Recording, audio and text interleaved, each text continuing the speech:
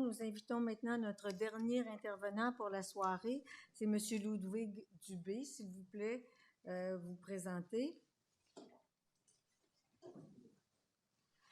Alors, Monsieur Dubé, pendant que vous vous installez, je vais rappeler brièvement les consignes que j'ai données en début de séance.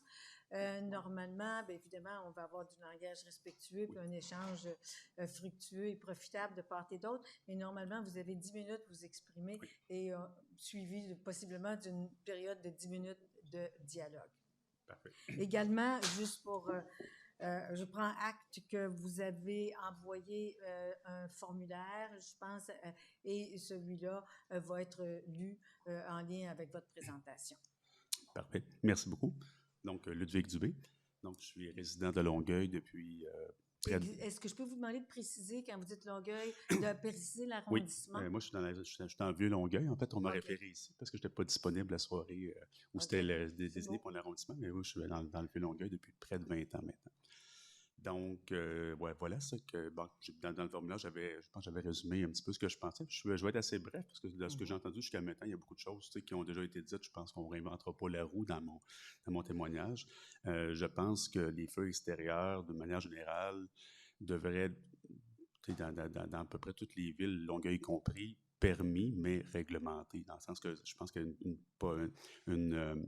directive d'encadrement qui est bien fait devrait avoir des balises d'utilisation qui dit, par exemple, c'est pas au sol, c'est dans un appareil qui est désigné à cet effet. C'est à tel nombre de mètres des bâtiments, des limites de terrain. Est-ce que oui, est-ce que ça prend une cheminée, des choses, un pare-étincelle, des choses comme ça. Je pense qu'une directive sur les feux extérieurs aussi devrait nommément préciser qu'est-ce qu'on brûle dans un foyer, c'est-à-dire du bois, et qu'est-ce qu'on brûle pas, c'est-à-dire d'autres détritus.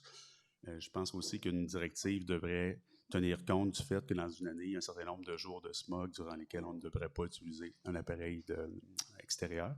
Et la même chose devrait s'appliquer, selon moi, pour les jours de grand vent aussi.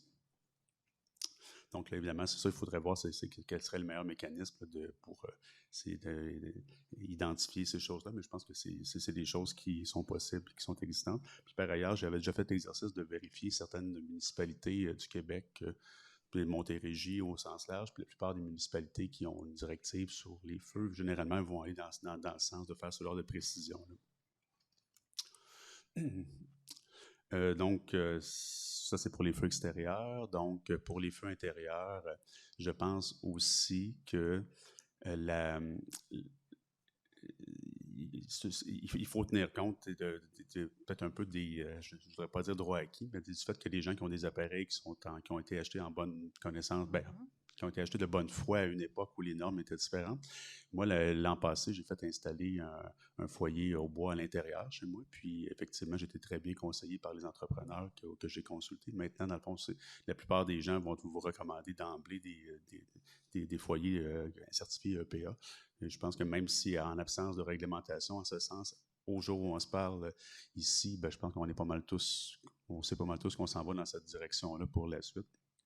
Je pense que pour les gens qui ont déjà qui utilisent présentement des appareils antérieurs, devraient avoir une réflexion pour permettre une période de grâce ou les aider à transformer leurs appareils équipements actuels, à passer un certain délai vers quelque chose qui est conforme peut-être aussi. Je pense que ça fait le tour de ce que j'avais à dire. Très concis. Oui, ça, je commence avec votre dernier point. Je vous en prie. En fait, quand il s'agit des foyers intérieurs, oui, on est grosso modo devant le dilemme suivant. Mm-hmm. Ou bien donc, les gens en ont depuis, mettons, une période où les certifications n'étaient pas celles d'aujourd'hui. Mm-hmm. Et là, on traite ça comme un droit acquis. Mm-hmm. Ou bien donc, une municipalité peut prendre l'orientation de dire, je favorise le remplacement progressif par des foyers aux normes en donnant un délai de X, oui, accompagné ou non d'une d'une subvention. Oui, d'une aide, exactement, oui, tout à fait. Oui. C'est un peu l'éventail de ce qu'on voit dans les municipalités du Québec.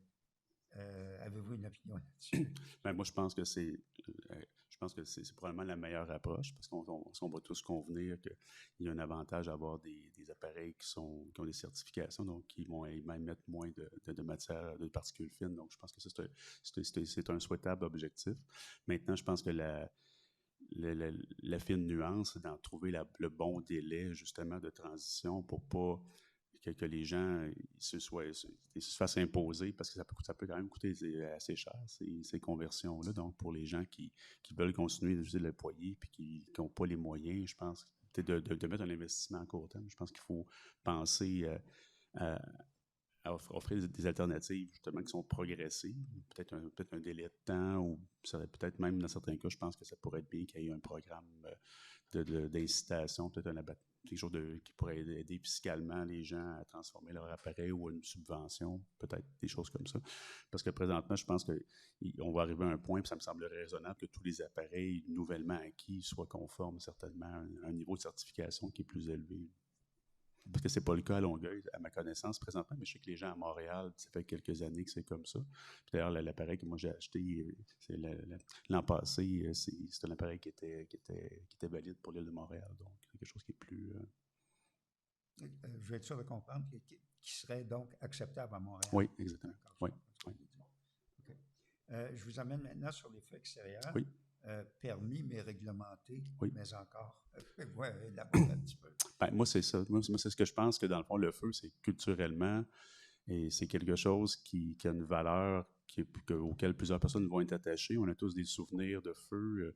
Moi, je me souviens quand chez ma grand-mère qui habitait à Saint-Lambert, tout le monde en famille, on avait des bons moments devant le feu à l'extérieur. Je pense que c'est quelque chose qui devrait être permis aux gens dans des conditions d'utilisation qui sont raisonnables et respectueuses des autres. Donc, c'est pour ça que je pense qu'il faut, et justement, moi, je pense qu'on devrait aller vers quelque chose qui préconise des règles d'utilisation, mais qui ne va pas dans le sens d'interdire aux gens sous des prétextes qu'on pourrait dire environnementaux, mais alors qu'on permet à des aéroports, à des autoroutes, à des camions, à la cylindrée ronflante de circuler sans aucune restriction. D'accord. Merci, ça fait le tour. OK. Moi, j'ai une question. Vous avez dit que vous habitiez le Vieux-Longueuil. Oui, je suis à Vieux-Longueuil. C'est l'arrondissement où les feux sont en ce moment interdits. Oui, effectivement. Dans mon arrondissement, les feux sont interdits. Puis, tu sais, je vois à l'occasion des gens qui en font, mais par-ci, par-là. Puis, je pense que dans le fond, il y a parfois des gens qui font des petits feux, puis je pense qu'il n'y a pas une omerta là, pour les arrêter. Mais effectivement, c'est dans mais en fait, c'est juste pour illustrer l'absurde de la chose. Moi, j'habite dans le Vieux-Longueuil, puis l'autre bord de la rue, c'est Saint-Lambert. Puis à Saint-Lambert, les gens ont le droit de faire des feux. Puis ils en font, oui. Fait que d'abord, c'est comme si c'est là qu'on voit un peu la limite des fois de ces... Exactement, mais je vous demande bon, vous êtes peut-être un bon exemple. Certains ont invoqué la démographie, la taille des terrains, différentes choses pour dire que le contexte du Vieux-Longueuil était peut-être différent du contexte des autres arrondissements. Alors, bref, je suis en train de vous demander, est-ce que vous pensez que c'est des décisions ou une réglementation qui devrait être considérée par arrondissement? Non. Ou bien non, je pense on devrait être la même chose pour toute la ville? Moi, je pense qu'on devrait être la même chose pour toute la ville, dans la mesure, surtout si c'est une décision qui est cohérente, qui est appliquée sur des règles, puis avec des directives d'utilisation. Je ne vois pas pourquoi la personne qui, à un moment donné, fait un pas de plus, donc qui change de juridiction aurait une règle d'application différente, parce qu'à un moment donné, il y a une place que la limite entre Vieux-Longueuil et Saint-Hubert, ben, c'est pas des barbelés, là, c'est juste, puis la taille des terrains ne change pas, bon, la structure des terrains n'est pas substantiellement différente d'un arrondissement à l'autre. Je pense d'ailleurs aussi, Vieux-Longueuil, si je regarde les terrains dans mon coin, ils ont des tailles relativement similaires à ce qu'on trouve à Saint-Hubert, ce qu'on trouve à Saint-Lambert à côté. Donc, effectivement, c'est sûr qu'il va y avoir dans chaque quartier, puis c'est vrai à Saint-Hubert comme à Longueuil, comme à Greenfield Park, il y a des endroits qui ont beaucoup plus d'immeubles d'habitation. Il y a des endroits qui ont beaucoup plus de maisons unifamiliales. Je pense que dans l'intérieur de chaque arrondissement, il y a une diversité. C'est pas des urbanismes qui sont très, très homogène, là, nos arrondissements à Longueuil. Là. OK. Mais moi, je pense qu'effectivement, ça me semblerait plus à propos qu'il y ait dans la mesure du possible, une juridiction qui est la même pour tout le monde, même si je comprends qu'effectivement, je pense que historiquement, ici à Saint-Hubert, il y a plus de tolérance, puis tant mieux, il ne faudrait pas que ça se perde. Là. OK. Merci. Alors, merci beaucoup pour cette réponse, M. Paré. Oui, je vous reviens, monsieur. C'est parce que vous avez mentionné le vieux Longueuil. Mm-hmm. Puis c'est une question qui me vient à l'esprit pour le moment.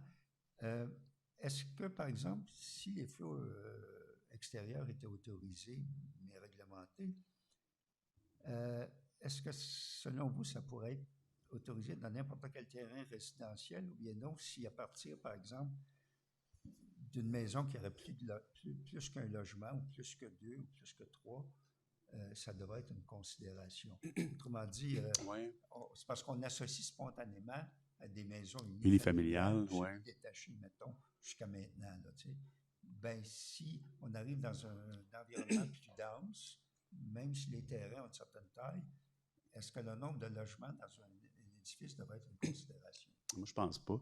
À mon humble avis, je pense qu'une directive d'utilisation devrait surtout tenir compte de la nécessité de respecter une distance sécuritaire entre l'installation de feu et les bâtiments avoisinants et la limite du terrain. Donc, à ce moment-là, si votre terrain soit constitué d'une maison unifamiliale ou d'une maison qui est plurifamiliale, et moi je n'y vois pas a priori de nuances, même si je peux comprendre qu'il pourrait avoir une nuance, mais en même temps, si dans un endroit où il y a des maisons qui ont plus d'un logement sur un seul terrain, bien, dans la mesure où il y a l'espace sécuritaire et raisonnable pour installer un appareil qui est lui aussi sécuritaire et bien opéré, parce que je pense qu'aussi il faut que l'opération des appareils soit faite de façon responsable et intelligente. Là.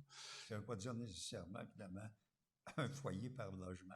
Non, effectivement. Parce que là, en fait, il pourrait avoir des enjeux au niveau de l'aménagement des cours qui pourraient être très complexes.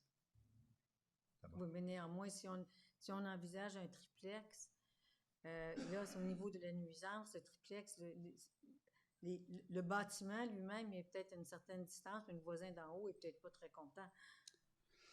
C'est possible qu'effectivement, il puisse avoir une situation où certaines personnes... Puis je pense aussi que dans le fond, dans tout aussi... c'est sûr que je pense que toutes les municipalités qui ont fait des réglementations, je pense, je suis allé déjà à Sainte-Julie il y a quelques années qui ont fait un référendum, qui sont allés vers ça. Évidemment, il y a toujours des gens qui vont être déçus parce qu'ils n'aiment pas l'odeur de la fumée, ou des gens qui peuvent avoir l'impression que le sens du vent va amener plus la fumée de leur côté. C'est sûr que c'est un vivre ensemble. Puis je pense aussi que, comme dans n'importe quelle situation entre voisins, je pense qu'il faut apprendre à se parler aussi. Moi, je pense que même si ça devenait parfaitement libre et réglementé, bien, si mon voisin vient me dire que ça le dérange, je pense que je vais prêter oreille. Puis, non, mais c'est vrai, c'est parce que dans le fond, c'est la même chose que dans le fond, c'est comme on peut laver une voiture puis déranger notre voisin, on peut couper notre haie à une heure où notre voisin dort. Il y a aussi un vivre ensemble qui est important à considérer, puis que ce soit au niveau des feux ou quoi que ce soit d'autre. Et quand les gens expriment une doléance, bien, c'est sûr que ça peut être raisonnable, déraisonnable, mais je pense qu'il y a un terrain pour essayer de trouver une zone d'entente. Bien, merci beaucoup. Moi, ça complète mes questions.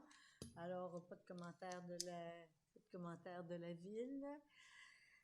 Alors, ceci met fin finalement. Merci beaucoup, M. Dubé. Alors, c'est ce qui met fin à la séance d'aujourd'hui.